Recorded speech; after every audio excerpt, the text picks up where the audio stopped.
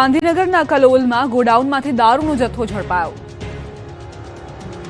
આ દ્રશ્યો જોઈને લાગે કે ગોડાઉન છે કે બુટલેગરોનો અડ્ડો। ગુજરાતમાં દારૂબંધીના કાયદાને ઘોડીને પી જતા બુટલેગરો હવે દારૂ છુપાવવા માટે અવનવા હથકંડા અપનાવી રહ્યા છે। ગાંધીનગરના કલોલ તાલુકામાંથી પોલીસની રેડનો એક એવો કિસ્સો સામે આવ્યો છે જેને જોઈને તમે પણ ચોંકી જશો। કલોલ તાલુકા પોલીસે બાતમીના આધારે છત્રાલ જીઆઈડીસીમાં આવેલા એસ્ટેટમાં એક ગોડાઉનમાં છાપો માર્યો। બુટલેગરોએ પોલીસની નજરથી બચવા માટે આ આખું ગોડાઉન ભાડે રાખ્યું હતું અને અંદર વિદેશી દારૂનો મોટો સ્ટોક છુપાવ્યો હતો। પોલીસે જ્યારે ગોડાઉનના તાળા તોડીને તપાસ કરી તો અધિકારીઓ પણ દંગ રહી ગયા। અહીંથી એક બે નહીં પણ નાની મોટી અંદાજે 2640 વિદેશી દારૂની બોટલો મળી આવી હતી। પોલીસે દારૂના આ જથ્થા સાથે એક કાર અને મોબાઈલ ફોન સહિત કુલ 11,59,000 રૂપિયાનો મુદ્દામાલ જપ્ત કરી લીધો। રેડ દરમિયાન પોલીસે રાજસ્થાનના એક શખ્સને રંગે હાથ ઝડપી પાડ્યો છે જ્યારે તેનો અન્ય એક સાગરીત પોલીસને થાપ આપીને નાસી છૂટ્યો છે। હાલ તો પોલીસે ફરાર આરોપીને પકડવા માટે